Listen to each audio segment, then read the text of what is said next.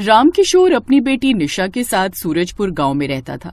रामकिशोर की पत्नी का देहांत कुछ साल पहले ही हो गया था। तब से रामकिशोर ने अकेले ही अपनी बेटी को पाला पोसा। अब निशा 18 साल की हो चुकी थी और रामकिशोर बूढ़ा हो रहा था, जिस कारण वो अक्सर ही बीमार रहता। वो गांव के ही चौराहे पर आलू पूड़ी का ठेला लगाया करता था, जो कि ठीक ही चलता था। लेकिन बीमार रहने की वजह से वो अब ज्यादातर ठेला नहीं लगा पाता था और कई दिनों तक ठेला बंद ही रहता। अब तो ये बीमारी मेरी जान ले ले तो ही अच्छा। अब इस बीमारी के साथ मुझसे और नहीं जिया जाता। बाबा ऐसा क्यों कहते हैं? आपके बिना मेरा क्या होगा? इसलिए तो सोचता हूँ कि अपने जीते जी तेरे हाथ पीले कर दूं, तुझे पराया कर दूं, तो मैं भी चैन से मर सकूंगा। ये कहकर रामकिशोर अपने बिस्तर से उठकर काम पर जाने लगता है। तभी निशा उससे कहती है, ये आप क्या कर रहे हैं बाबा?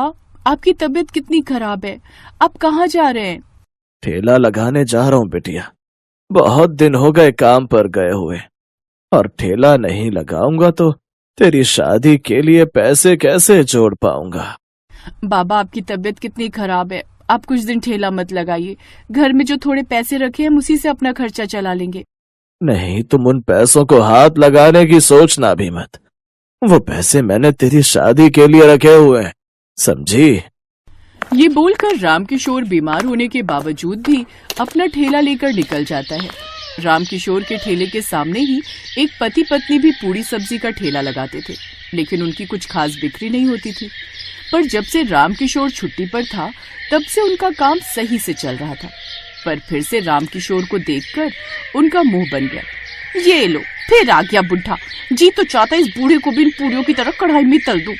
ठीक कह रही हो भाग्यवान, फिर से हमारी छाती पर मूंग दलने आ गया। वो दोनों ही रामकिशोर से बड़ा जलते हैं। अब रामकिशोर बीमारी की हालत में भी हर रोज काम पर आता। एक रोज ऐसे ही जब वो ठेले पर खड़ा था, तभी उसके सीने में जोर का दर्द उठा और वो चक्कर खाकर गिर गया। अरे ये क्या, ये तो बेहोश हो गया। मैं इसे जल्दी से अस्पताल लेकर जाता हूँ। ओफो, तुम भी ना बिल्कुल बुद्धू हो जो समझते नहीं हो।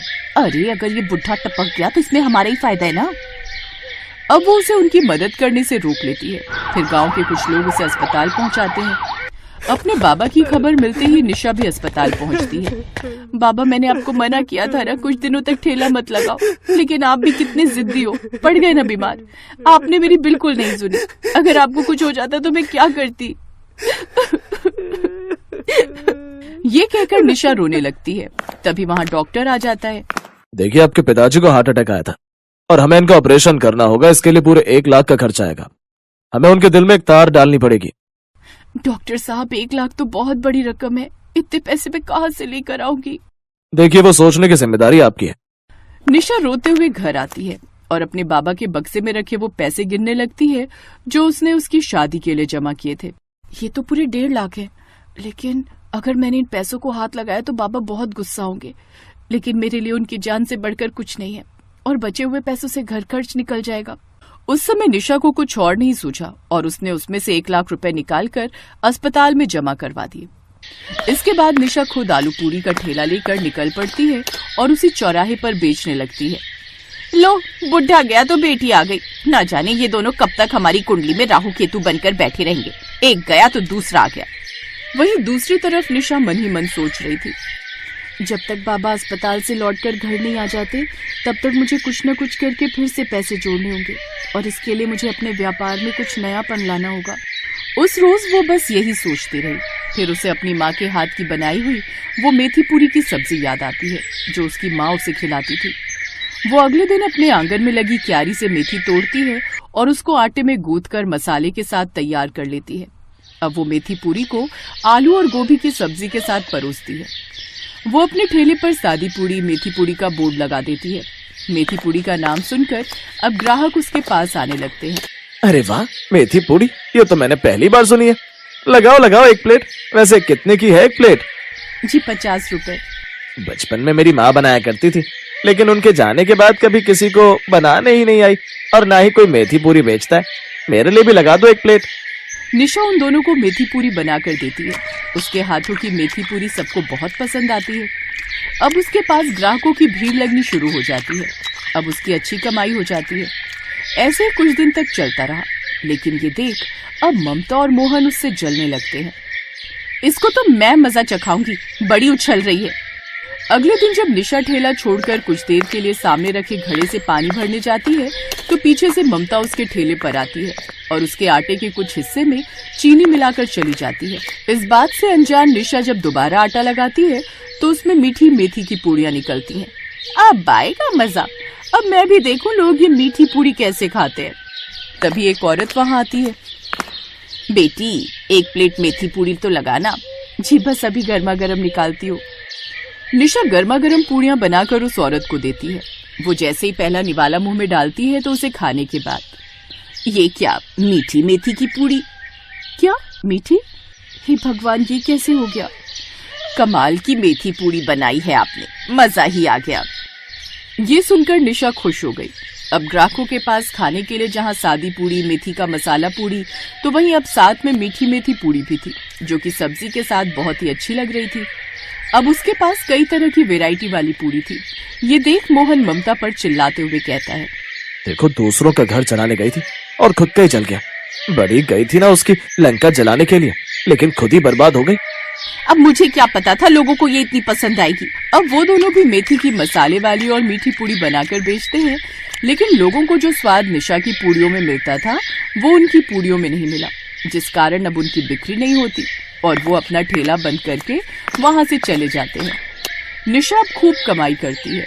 कुछ दिनों बाद रामकिशोर भी अस्पताल से पूरी तरह ठीक होकर घर आ जाता है और अपनी बेटी की इतनी सफलता देख बहुत खुश होता है। दीनापुर नाम के गांव में आशा नाम की एक बूढ़ी औरत रहती थी, जो कि बहुत ही खड़ूस थी।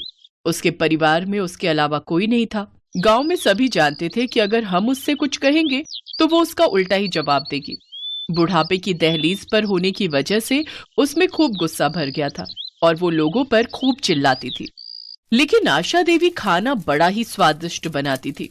उसके खाने की खुशबू सबको उसके घर की ओर खींच लाती थी। एक रोज, अरे वाह, इस मटर पनीर में से बड़ी ही अच्छी खुशबू आ रही है। आज तो भरपूर मटर पनीर खाऊंगी। आज तो दावत है मेरी। अम्मा, आज क्या बना रही हो? बड़ी ही अच्छी खुशबू आ रही है। तू क्या करेगी जानकर, हैं? और क्यों आई है यहाँ? माँ ने ये दूध भिजवाया था। उनके हाथ से आपका दूध गिर गया था ना। अच्छा ठीक है, चल जा अब यहाँ से। रेनू वहां से चली गई। उस दूध को देख आशा ने सोचा, मटर पनीर के साथ मैं खीर भी बना लेती हूँ। आज मीठे में खीर खाने की बड़ी इच्छा हो रही है। अब खीर बना रही हूँ तो साथ में थोड़ी पूरी भी निकाल लूंगी अपने लिए। वैसे भी तो कभी कभार ही पकवान खाने को नसीब होते हैं। लेकिन मावा तो है ही नहीं खीर में डालने के लिए। आशा देवी मावा लेकर घर लौट रही होती है, तभी उसे बिरजू मिलता है। क्या बात है काकी, मावा? लगता है आज कुछ खास बन रहा है घर पर, है? सुना है बड़ा ही स्वादिष्ट खाना बनाती हो तुम। अरे कभी हमें भी अपने घर पर बुलाया करो। क्यों? वो अपनी लुगाई को जाकर बोल, मैंने क्या तेरा कर्जा लिया है जो तुझे बनाकर खिलाऊं? हाँ? कुछ देर बाद आशा देवी घर पहुंचती है और खीर में मावा डालती है, जिससे उसके घर से खूब अच्छी अच्छी खुशबू आने लगती है।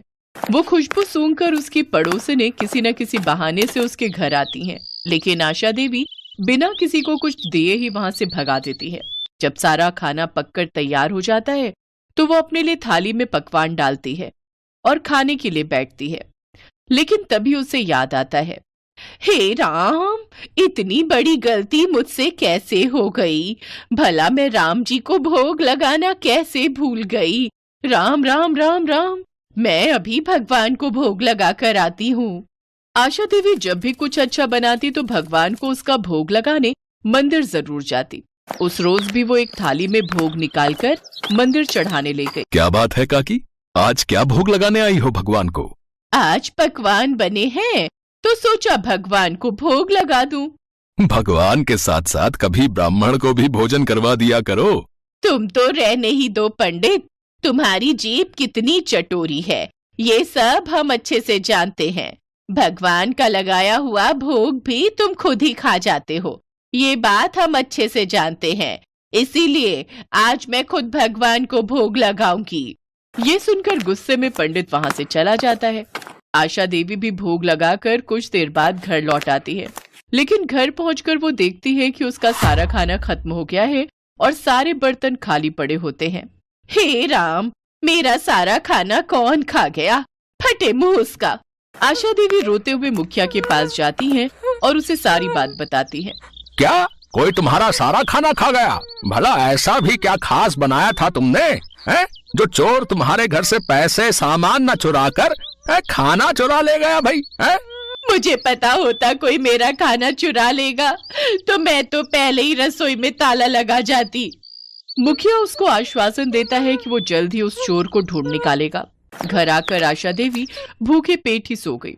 अगले दिन मुखिया उस बुढ़िया के पास आया और कहने लगा, आज तुम फिर वही खाना बनाना जो तुमने कल बनाया था, अच्छा, और ठीक वही चीजें दोहराओ जो कल दोहराई थी। जिसने भी चोरी की होगी वो फिर उसे खाने आएगा। हाँ, लेकिन मुझ बुढ़िया के पास अब उतने पैसे नहीं हैं।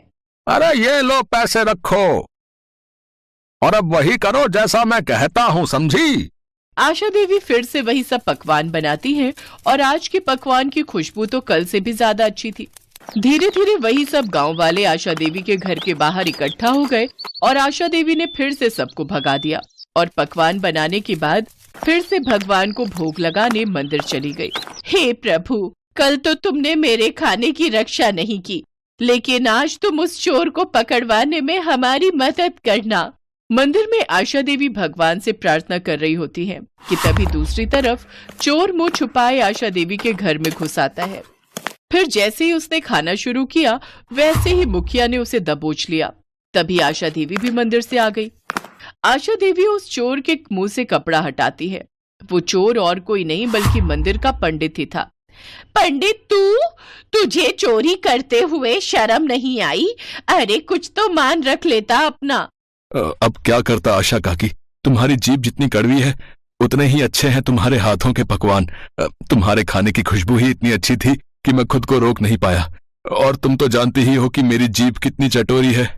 अरे भाई, पंडित होकर चोरी? अब आज के बाद तुम गांव के मंदिर में से पंडित पद से हटाए जाते हो भैया। लेकिन कुछ भी कहो, आशा काकी, आपके हाथों के पकवानों की खुशबू की बात ही कुछ और है। ऐसी बात है तो बैठो मुखिया जी, मैं अभी परोसती हूँ पकवान। उस दिन आशा देवी के हाथ का खाना खाकर मुखिया भी हैरान रह गया। लाजवाब, क्या स्वाद है काकी। अब समझ आया क्यों गांव वाले तुम्हारे हाथों के पकवान खाने के लिए तरसते थे। काकी, मैं चाहता हूँ कि तुम इस गांव में ढाबा खोलो जिसमें तरह तरह के पकवान बनाकर बेचो। इस तरह तुम्हारी कमाई भी हो जाएगी, साथ ही गांव के लोगों को तुम्हारे हाथ का बढ़िया पकवान भी खाने को मिल जाएगा। लेकिन मेरे पास इतने पैसे कहाँ हैं मुखिया जी? उसकी चिंता आप मत करो। अरे ढाबा खोल कर देने की जिम्मेदारी मेरी, बाकी उसमें स्वादिष्ट खाना बनाने की जिम्मेदारी तुम्हारी। इसके बाद गांव में गरीब बुढ़िया की रसोई के नाम से एक ढाबा खुलता है जिसमें वो गरीब बुढ़िया स्वादिष्ट खाना बनाकर बेचती है।